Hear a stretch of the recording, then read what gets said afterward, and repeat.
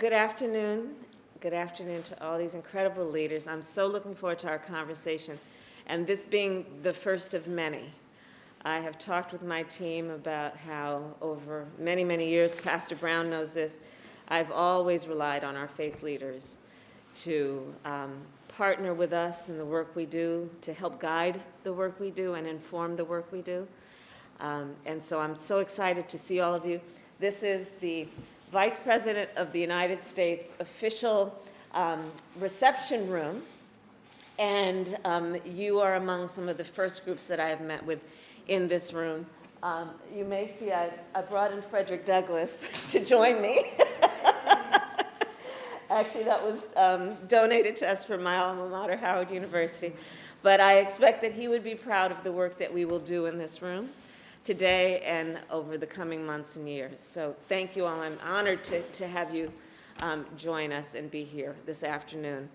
And of course, this is a special time of the year, the holy season for so many. We just celebrated Passover, and of course, Easter is coming, Ramadan.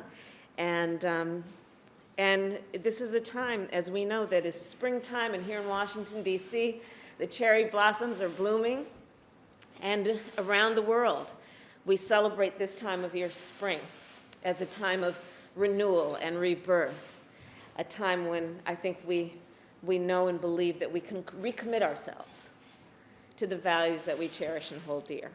So it's a special time of year, and I want to thank each of you as part of the leadership of our country for, in particular, what you have been doing throughout your lives, but in particular over this last year.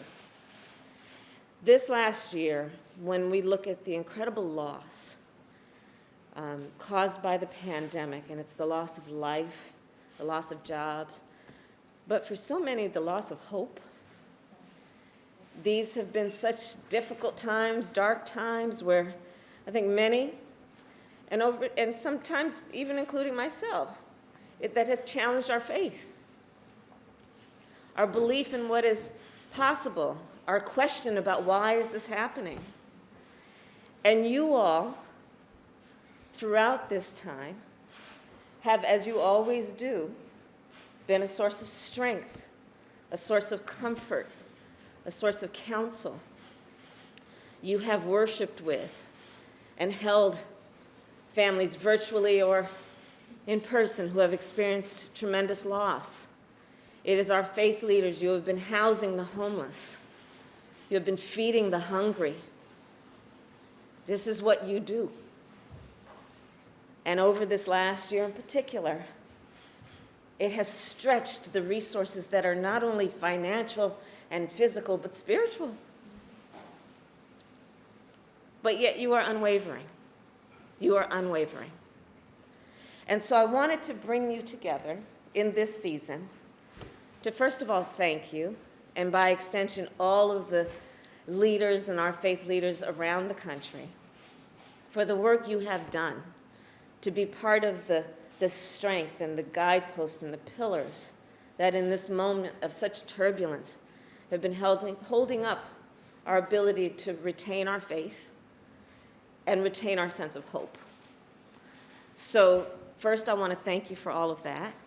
And then wanted to talk with you about some of the light that we are seeing as an administration, and I, of course, bring you greetings from the President, from President Biden.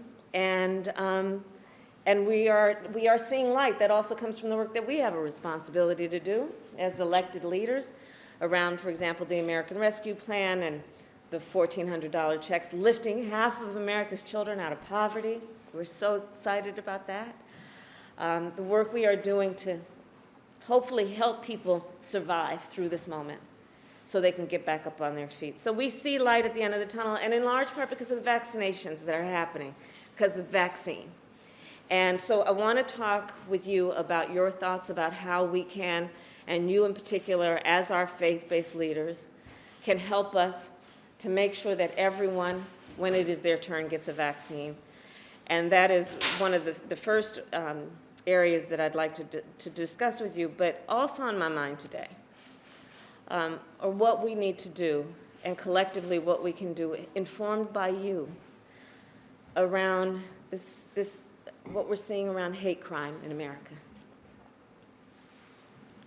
What we are seeing around people turning on each other, treating their fellow human being as the other. And what we have the ability to do to see this moment of crisis in that regard as also an opportunity for coalition building. So that's on my mind. I'm doing work on the Northern Triangle. Part of the reason I was a bit delayed for this meeting is I was just meeting with our Secretary of State. And I know that a lot of you are working on this issue in many ways, but to the extent that you have thoughts and experience about what we can do to address some of the root causes that cause people to flee their home, because as we all know, most people like being at home. They like being where they grew up. They like being in a place where they understand the culture. It is part of their culture. They speak the language. So we have to ask, why do people leave that? And usually they leave because there is a lack of opportunity or it is just not safe. And so my area of focus on the Northern Triangle is to deal with some of those issues. And then I would like to also share with you the concerns that I think many of us have about ensuring the right to vote and what we can do to talk with folks and remind them of that vote being an expression of their being. It's about validation in so many ways of one's voice and one's self-determination and one's ability to have some influence on what happens to their lives. And then what happens if we deprive people of that power and that ability to express themselves. So these are some of the things I'm thinking about. We can solve them overnight, I'm being facetious. But I'm so happy to see all of you, and it just does my heart and soul well. So thank you. I want to shout out to my pastor, Amos Brown, for joining us. And with that, let's begin our conversation.